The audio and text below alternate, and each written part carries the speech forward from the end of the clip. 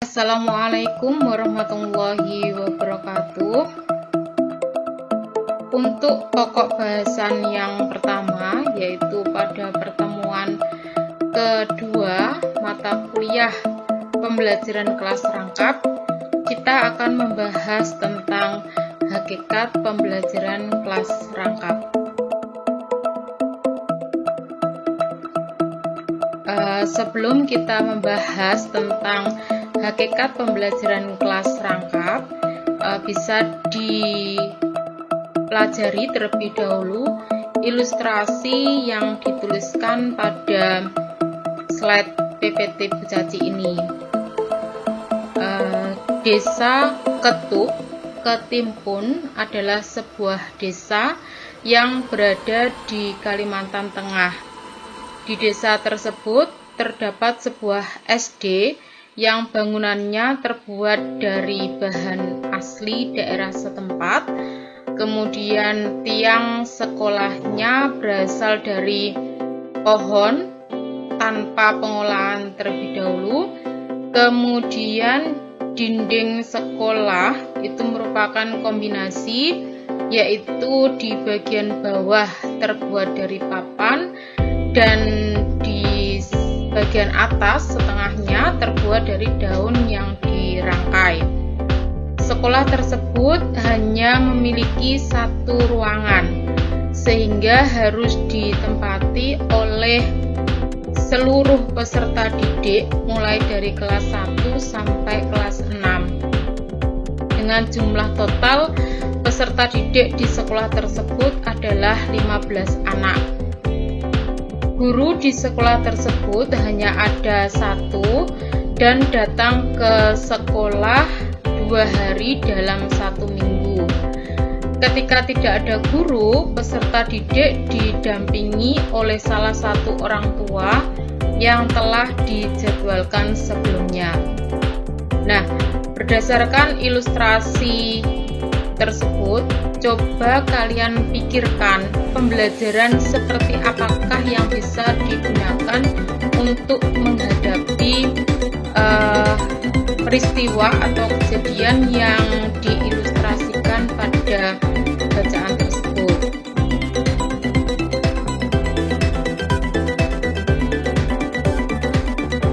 Oke, selanjutnya, apakah PKR itu? Apakah pembelajaran kelas rangkap itu?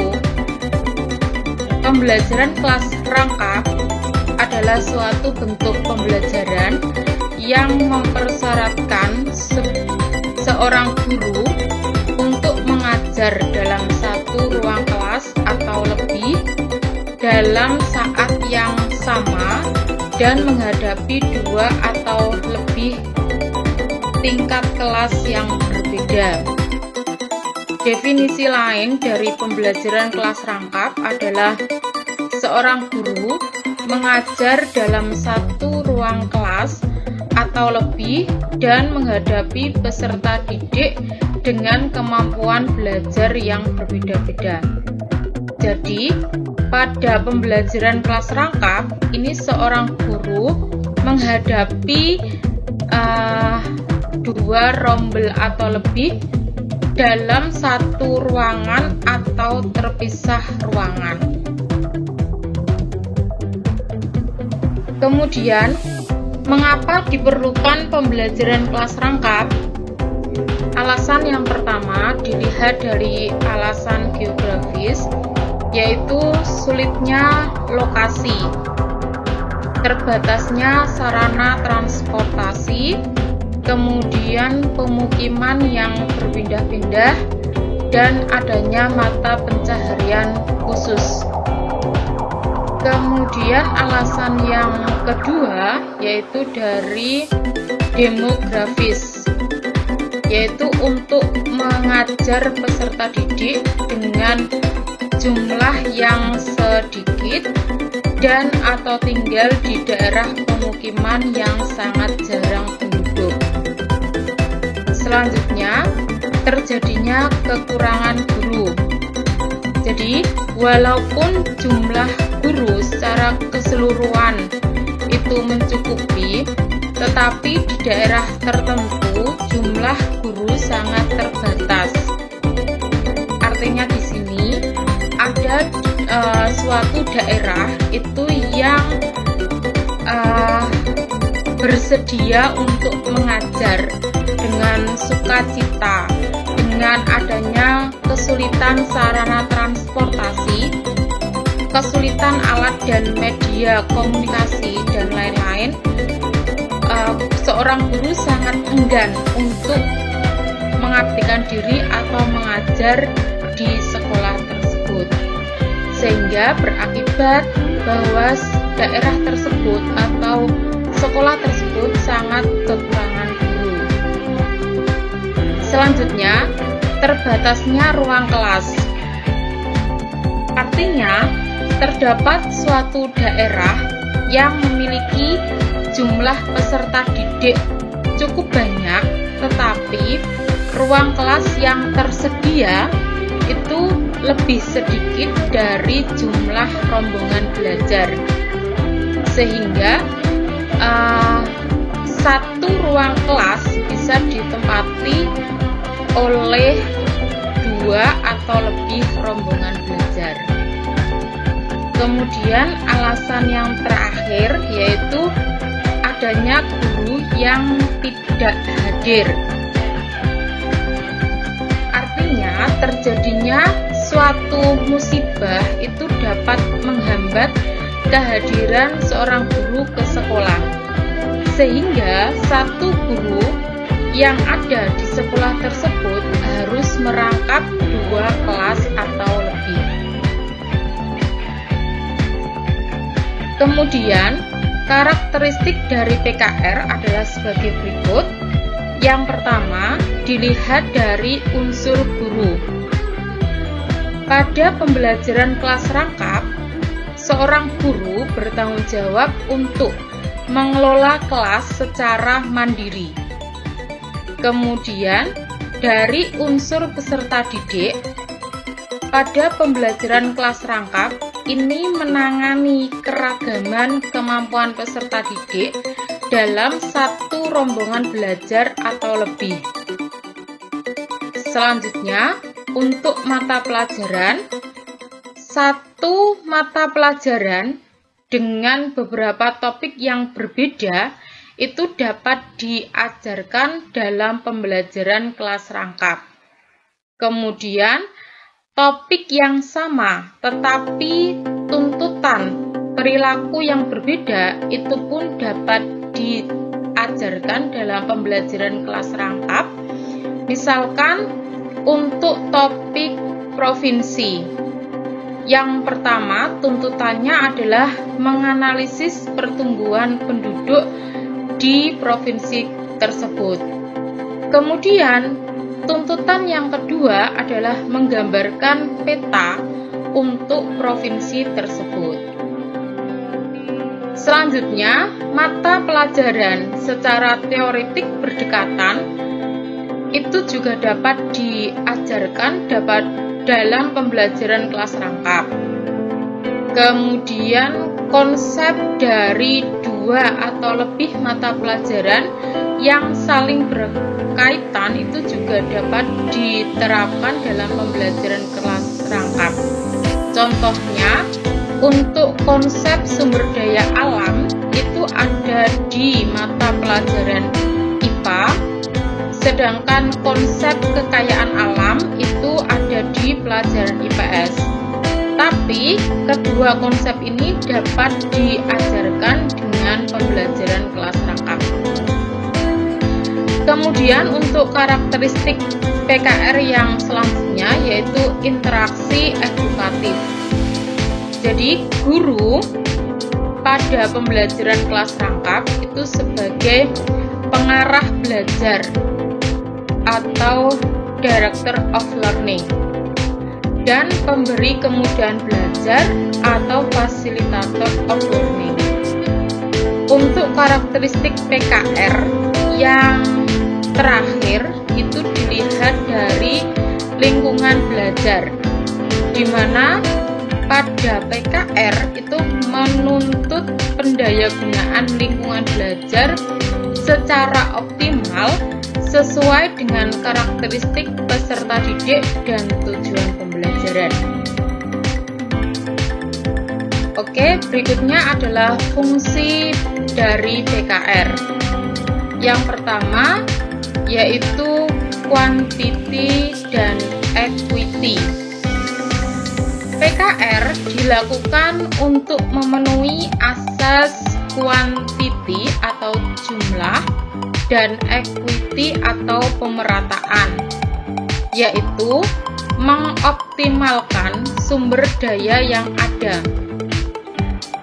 Dengan jumlah guru yang ada, penerapan PKR dapat memberikan pelayanan pendidikan dan pengajaran yang lebih luas dan mencakup semua peserta didik. Ini disebut quantity. Kemudian untuk equity, PKR mampu memberikan pelayanan yang lebih merata dan adil hingga ke daerah yang pelosok. Fungsi berikutnya yaitu ekonomi.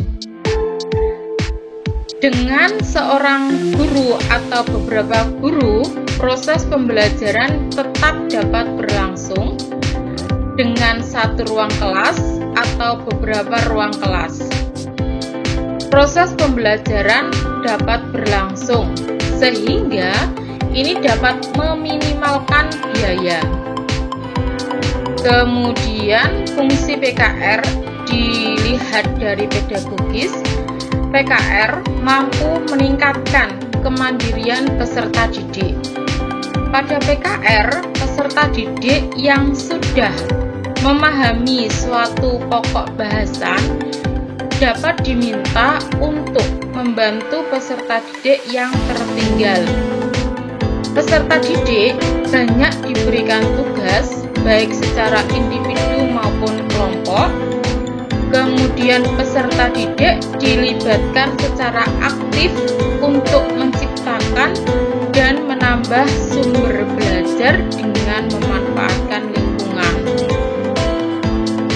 Dilihat dari keamanan fungsi PKR, yaitu dengan PKR sebuah sekolah di lokasi yang mudah dijangkau oleh peserta didik dapat didirikan, sehingga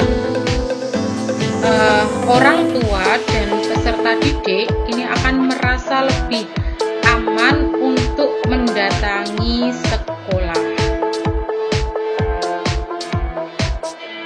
Kemudian manfaat dari pembelajaran kelas rangkap. Yang pertama, guru yang sama mengajar peserta didik yang sama untuk beberapa tahun.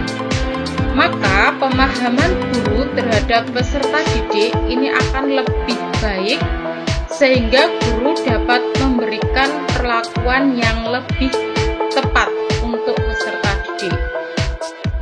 Yang kedua, peserta didik kelas yang lebih tinggi dapat membantu peserta didik kelas yang lebih rendah, sehingga peserta didik tersebut akan dapat memperkuat pemahamannya.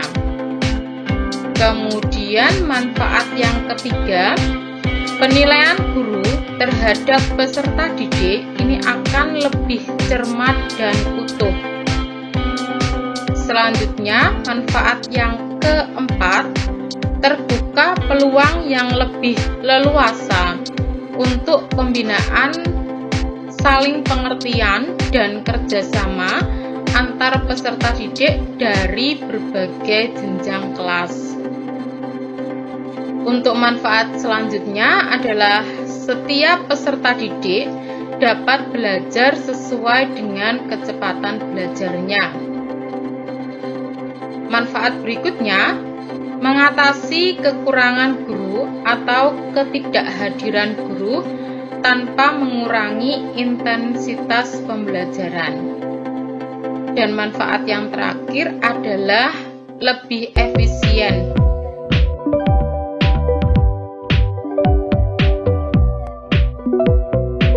Prinsip dari pembelajaran kelas rangkap yang pertama adalah keserempakan kegiatan pembelajaran. Dalam PKR, guru menghadapi 2 kelas atau lebih pada waktu yang sama. Akan tetapi, pembelajaran harus tetap serempak, bermutu, dan bermakna.